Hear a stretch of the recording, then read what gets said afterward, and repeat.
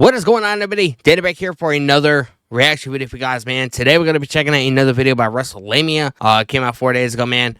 And it's why wrestlers are now leaving WWE, man. And there's a bunch of reasons why somebody could leave, a certain company or whatever. Not being utilized, you feel like you can do more. You're not really involved in anything major. So, your absence isn't necessarily going to be hurting in the company or anybody involved. People online like to say, why is he leaving? He's getting good money, this and that. Sometimes when you make, a certain amount of money for a long time, you're not really in it for the money. You know what I mean? I'm pretty sure Ricochet is set up for life. I mean, his girlfriend, fiance, whatever, Samantha Irvin's doing fabulous as well, so both of them together, I'm pretty sure make a very comfortable living together or whatever. It's all about, you only have a certain amount of bumps on your bump card, as they like to say in the business. You only have a certain amount of time to where you can do this at an elite level. You work for a couple of years, make your money or whatever, and then you finally realize, like I already have all the money I need. If I want to go out and buy something, I can fucking just, go out and buy it without worrying about any kind of financial issues or whatever. Ricochet, Becky Lynch, all these individuals, Donovan Dijak, who ironically enough made his very first post WWE appearance at a local show in my area that I frequent, Blitzkrieg Pros. Shout out to them. They got picked up by Fightful, Ringside News, all that. Sometimes you're in it for the money. Sometimes you're just like I already made my money, man. I want to get in the ring and I want to be involved. And sometimes they have something for you, sometimes they don't. So instead of just wasting away, I can go somewhere and, perform at an elite level because I know I only have a certain amount of time that I'm able to do this at a certain level. So we're going to check this out, man, see what WrestleMania has to say. Maybe we agree, maybe we won't. I don't know. So we're going to check this out. If you guys like videos like this, you already know what to do. Make sure you guys smash the subscribe button, hit the like button, all that stuff, man. Let's get into this. Why are so many wrestlers leaving WWE? Dijak is just the latest WWE superstar on his way out of the company, leaving fans wondering what is going on. Be sure to subscribe and hit that notification bell for daily wrestling videos and follow us on Facebook for exclusive lists. A current WWE superstar, Dijak, who competed in WWE as T-Bar, a member of the short-lived faction Retribution before returning to NXT, is now leaving the WWE as of 28th June. If you missed it in the news, WrestleVotes recently reported per his X account, Dijak will be finishing up with the WWE tomorrow, 28th June, after WWE decided to not renew his contract. Dijak was drafted back to Raw in 2024, but was an afterthought on the Red brand. Well, let's look at the first reason why, as WWE is trimming the fat. One thing that's clear is that TKO Holdings wants a lead. Like I was just saying, there's certain people or whatever that are just, they're not really being utilized. They're not, a part of any major story involved, like within the company or whatever. They're not involved with the Bloodline. They're not involved with, Dominic Mysterio and whatever's going on with that Liv Morgan situation and Judgment Day and this and that, and the Chad Gable situation, that's going on with him in the Y6 and, the Alpha Academy or whatever. Ricochet was in somewhat of a decent feud, but it wasn't anything major. It wasn't like gonna lead to like a championship, so to speak, or whatever. And now that he left, Braun Breaker took him out. Now Braun Breaker is feuding for the Intercontinental Championship against Sami Zayn. So yeah, I feel like in a way it helped Braun Breaker get out of that mid card and slowly push his way, to being an elite figure within WWE. So it's all about what you're doing. It's not necessarily about how much money you're making. Company that maximizes profits and minimizes waste. The WWE has done a fantastic job securing additional sources of revenue, particularly from sponsorship deals and rights fees for cities that want to host WWE PLEs. And if recent reports are accurate, to host TV shows such as Raw and SmackDown. As fans saw during the pandemic, the WWE saved a small fortune when it released a small army of superstars, including some major names such as Bray Wyatt and Braun Strowman. Future endeavoring talent like Dijak isn't a surprise, but as we'll see, there are other talents' possible departures that have left fans scratching their heads. I will 100% say Dijak had some of the best matches over the last 2 years in NXT. He had a hell of a match with Wesley.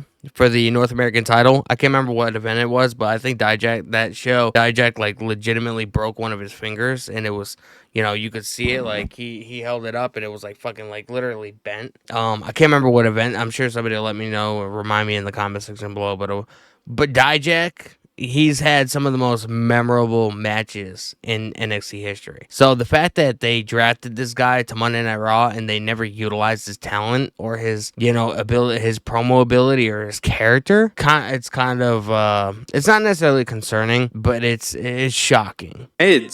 Number 2, talents that have no room for growth. In some cases, the WWE likely feels that talent have no room for further growth, or it's not worth the cost of waiting to see if they improve. 2 names come to mind, that being Dijak and Gable Steveson.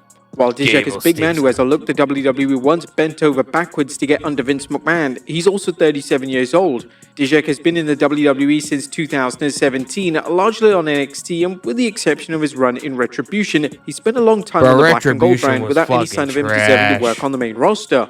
Olympic gold medal winner Gable Steveson's recent release has baffled some WWE fans. The company brought him in with great fanfare with hints that he might be this generation. They wanted to bring this motherfucker in to be this generation's Kurt Angle, bro. But I mean, there's only one Angle, man. I don't give a fuck what anybody has to say about it.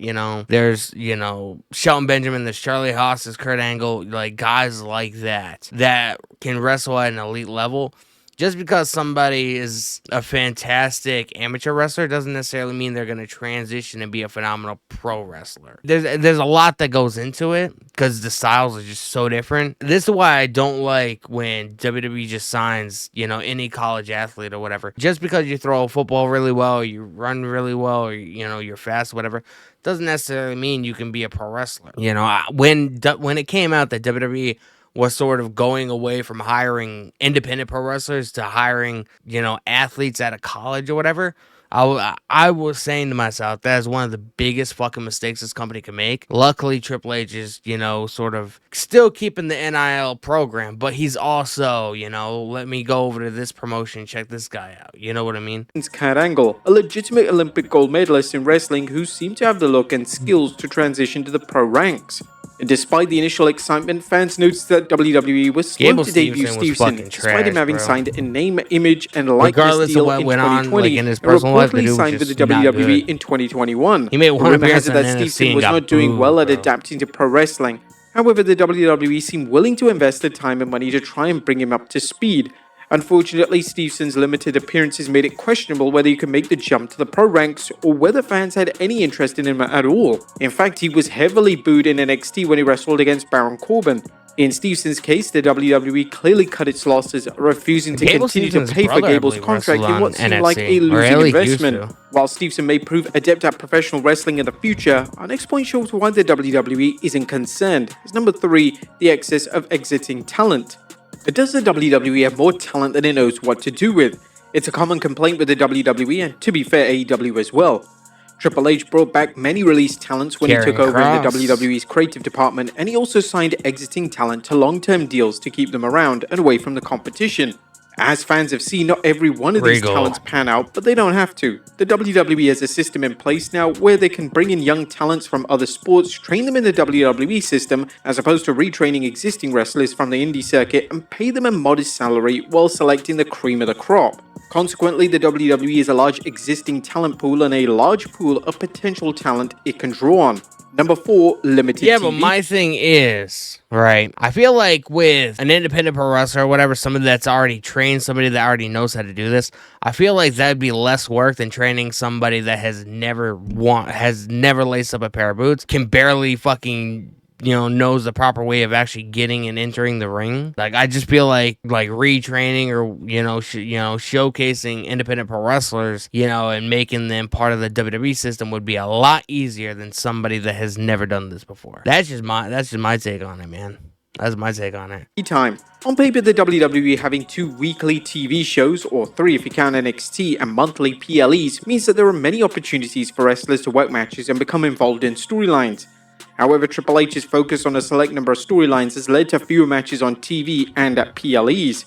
While many fans believe the quality of storytelling has improved with more 4 or 5 consistency, less matches on a plot holes, PLE and is angles that don't fantastic, insult man, fans' 'cause it's all about intelligence, story. Triple H Not limits how everybody many needs to be on the storylines are going show. to go on, and in the process, how many matches there are. Despite his best efforts to give wrestlers more TV time by putting them into factions and booking matches with more superstars, there is far less time for WWE superstars than in the past. The result is that while Triple H likes to use wrestlers in different roles ranging from glorified extras to featured players, there are still many wrestlers who don't get TV time on anything resembling a regular basis. While many main event players like Seth Rollins, Drew McIntyre, Cody Rhodes and the Bloodline are featured regularly, other talents struggle for TV time, let alone any active storyline.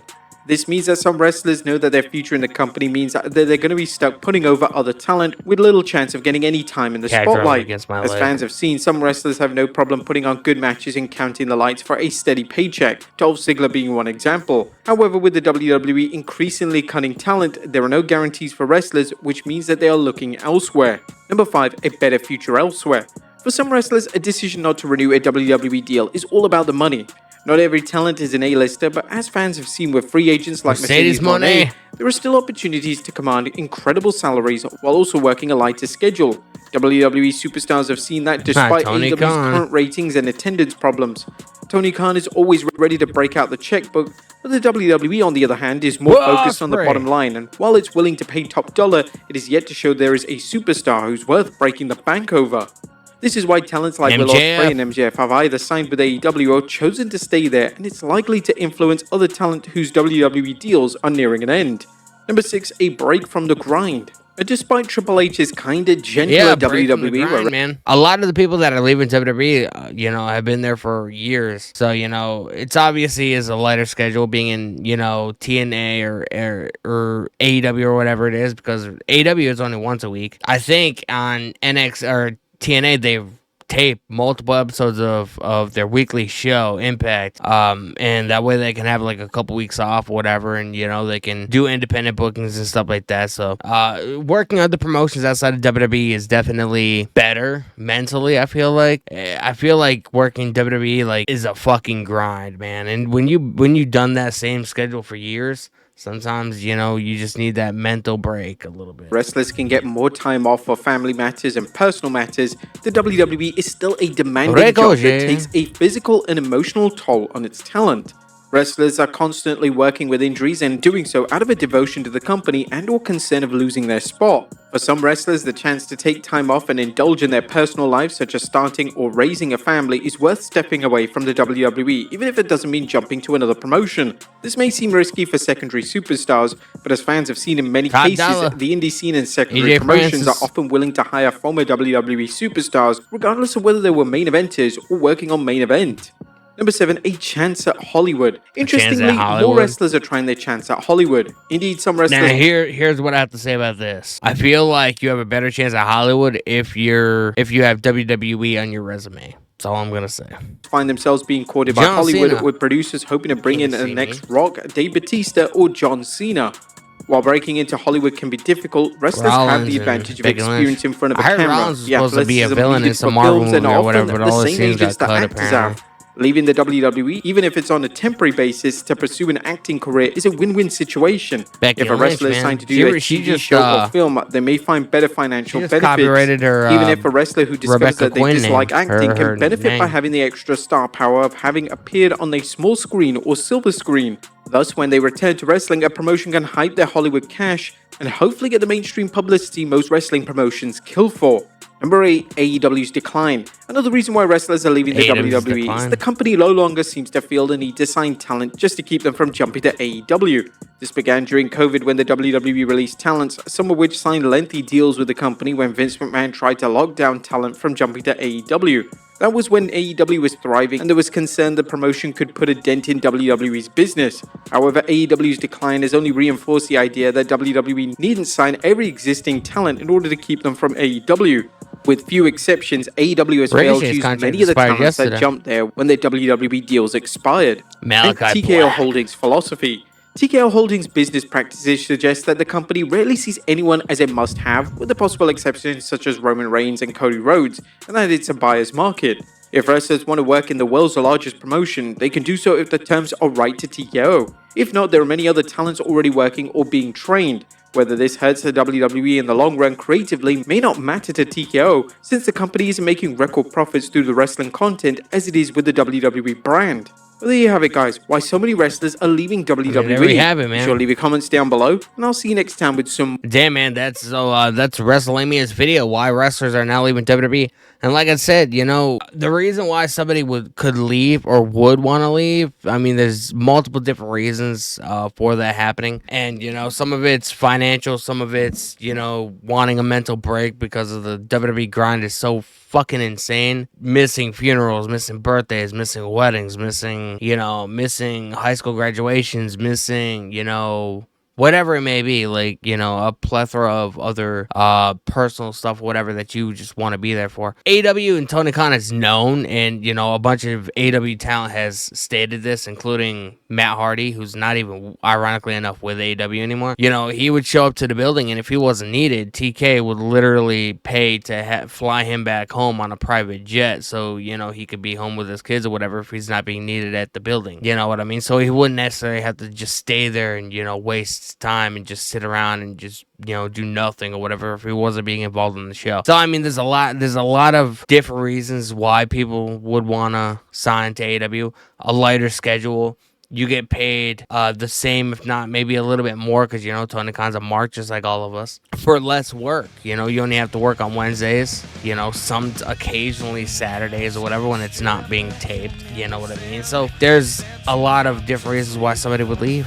So, you know, it shouldn't be that shocking to anybody. Anyway, guys, man, I appreciate you guys tuning into the channel once again. If you guys have not, make sure you guys smash the subscribe button, hit the notification bell, leave a like on the video on the way out. I'll see you guys next time.